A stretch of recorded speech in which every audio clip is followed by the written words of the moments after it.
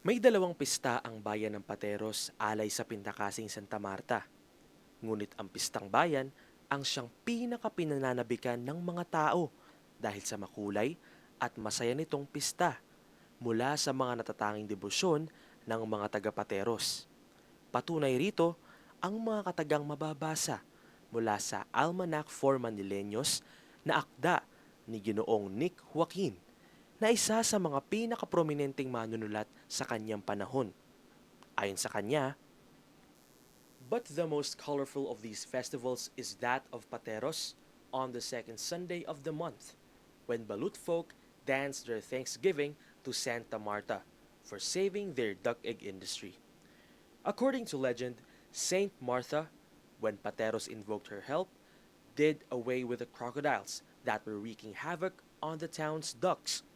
And that is why the image of the saint is shown leading a dragon in tow. Ever since then, Pateros has feasted Santa Marta in February with a pagoda procession on its river and a dancing procession on its streets. Karagdagan dito ay ang librong pinamagatang Pateros na ang mayakda ay isang tubong Pateros na si Ginoong Elmer Nocheseda na binigyang diin din ang matibay na debosyon ng mga mananampalataya. Kaya't sabay-sabay nating aalamin ang mga makukulay at natatanging debosyon ng mga taga-Pateros kay Santa Marta dito sa Martang Pintakasi. Ika-4 na kabanata. Debosyon, ang unang bahagi. Bawat tao ay may debosyon sa buhay nila. May iba-iba tayong pagdedebosyon at sa bayan ng Pateros, may iba't ibang klase ng panata o debosyon kay Santa Marta. May ibang nawala, iba naman ay pinalitan dahil sa pagbabago ng panahon. At ang iba naman ay nanatiling buhay sa mga deboto. Ang panata ng mga taga-Pateros ay hinati sa dalawang parte dahil sa makulay at mahaba nitong paksa. Ang mga tatalakayin ay hango sa libro ng Pateros ni Ginoong Elmer Nocheseda. Bago natin alamin ang mga debosyon kay Santa Marta, ano nga ba muna ang kahulugan nito? Ang debosyon ay isang ekspresyon ng pananampalataya. Ito yung isang pamamaraan ng paggalang sa isang banal. Ito rin po yung pamamaraan na kung saan may pagsasakripisyo na tinutularan natin ang buhay ng isang banal. Ang debosyon po ay isang pamumuhay na may pagpapakumbaba na sinasabi natin sa ating sarili na tayo ay may kulang at ang ating pong banal, santo, santa, na kung saan tayo namimituho, ay matutulungan tayo upang ang ating kakulangan ay mapunuan. Kaya nga po, di ba, iba't iba yung ang ekspresyon ng ating debosyon. Halimbawa, kay San Roque, alam po kaagad natin na ang ating pong kahilingan ay kagalingan. Kasi meron tayong karamdaman, meron tayong sakit. Kaya tayo nagdidebosyon kay San Roque para matamo natin ang kagalingan. Ito man po ay pisikal, moral, or espiritual. Kay Santa Marta naman, alam po natin ang ating pagdidebosyon ay upang tayo ay makapaglingkod tulad ni Marta. Marami tayong mga pangangailangan, ang ilan financial, no? Ang ilan naman ay pangangailangang upang makapaglingkod sa pamilya, trabaho, o kaya naman ang ilan naman ay mga projects, iba't iba. Lumalapit tayo kay Santa Marta kasi alam natin si Santa Marta ay malapit kay Jesus. At higit sa lahat, alam natin si Santa Marta ay laging nariyan, no, nananalangin para sa atin. Ang unang debosyon, Pasyam. Ito'y isang uri ng pagdarasal na may mga pagninilay, litanya, dalit, at awit sa isang banal. Ang pagsasyam kay Santa Marta ay panata ng karamihan kung saan sila ay nagdarasal ng siyam na araw kay Santa Marta. Tuwing Martes ang araw na itinakda sa pagdedebosyon kay Santa Marta. Kaya ngayon, ay tuwing unang Martes ng buwan, nagkakaroon ng nobina at prosesyon ng imahen ni Santa Marta na umiikot sa ligid simbahan.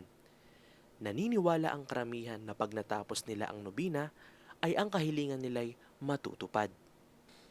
Ang nobinaryo ni Santa Marta ay ginawa ng isang manunulat na taga-Pateros na si Joaquin Tuason. Ngayon, tuwing nalalapit ang kapistahan ay nagkakaroon ng mga misa nobinaryo sa loob ng simbahan at pagkatapos ay may prosesyon na gaganapin sa kani-kanyang mga barangay. Ikalawa, Pamisa de Gracia.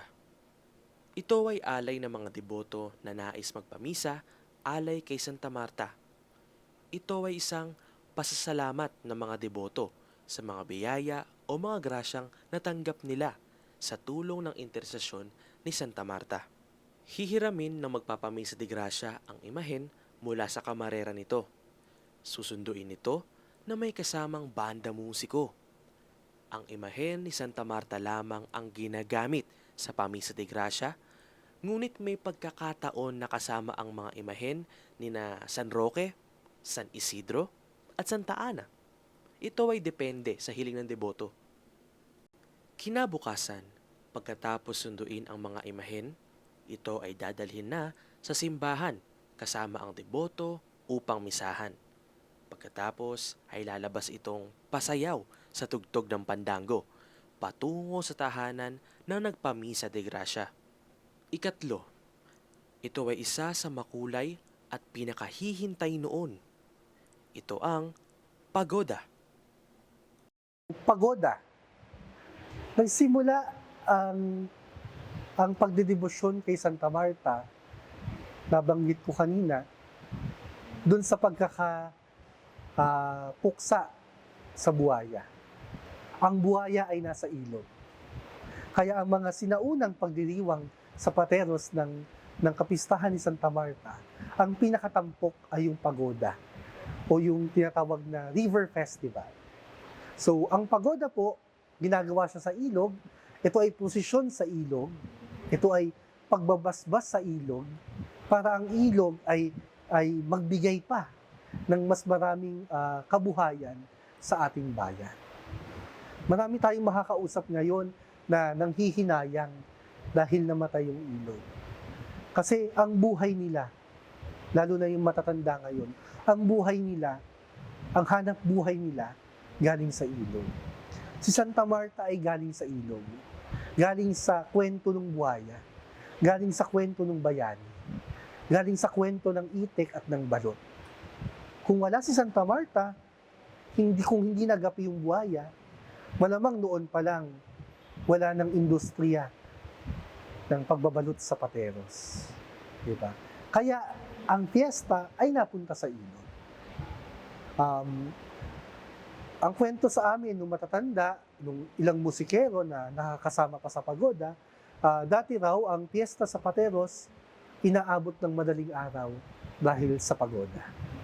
Ang pagoda, ang posisyon ni Santa Marta ay lalabas sa simbahan bandang 1:00 ng hapon.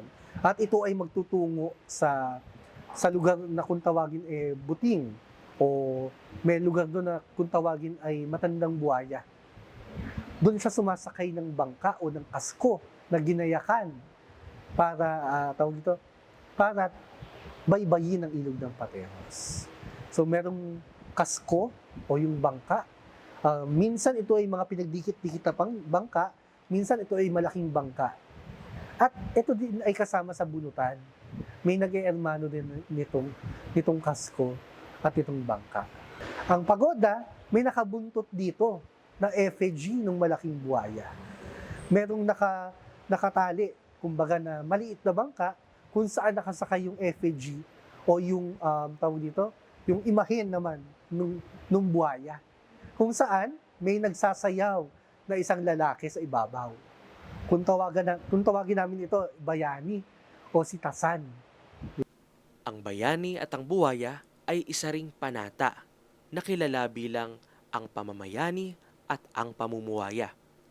Ang pamamayani ay may isang gaganap na bayani na nagngangalang tasan. May hawak itong bolo at sumasayaw sa ibabaw ng buwaya na nagsisilbi bilang pagpaslang nito sa buwaya. Ang pamumuwaya naman ay isa ring panata na gumagawa ng isang bulto ng buwaya na yari sa nakataob na kasko habang nakatali sa likuran nito, kung saan nakalagay ang imahen ni Santa Marta na tanda ng pagpapaamo ng buwaya sa tulong ng santa. Ang pagkawala ng ilog ay tila pagkawala rin ng panatang pamumuwaya. Ikaapat, ang pasubo. Ang pasubo, kaugnay ito ng pagoda. Ito ay ritual na ginagawa bilang pasasalamat kay Santa Marta. Naghahagis yung mga tao na nasa pagoda sa baybay, bilang pasasalamat naghahagis sila ng mga makakain, ng mga chichirya, prutas, gulay, o kung anumang inani o kanilang pasasalamat para sa puon. Actually, ang pasubo, may pinanggalingan itong mas luma.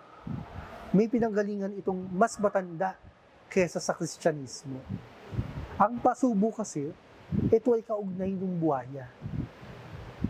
Ito ay pakain sa buhaya. Para kung ikaw ay tatawid sa ilog, pupunta ka sa kabilang pangpang, para hindi ka galawin ng buhaya sa ilog, ay mag-iiwan ka ng manok, ng baboy, sa ilog, para yun ang kainin ng buhaya. Dahil yung mga buhaya, kung papansinin nyo, kung sila ay nasa ilog, sila ay nasa natural habitat nila, mga nakangangayong bibig, di ba? Nakangayong bibig. So, pasubo. Parang inaalay mo sa kanila. Nung dumating si Santa Marta, nung dumating ang Kristyanismo, na iba yung meaning. Naging Kristiyano yung meaning ng pasubo. Naging pasasalamat sa Panginoon. Naging pasasalamat sa Diyos sa mga biyayang natatanggap natin. At sa pasasalamat na ito, sineshare natin yung mga natanggap natin sa ibang tao. So, hinahagis yung pasubo sa mga nasa pangpang. Nung mamatay ang ilog, yung pasubo napunta na sa kalsada. Ang naghahagis na yung mga nasa bahay.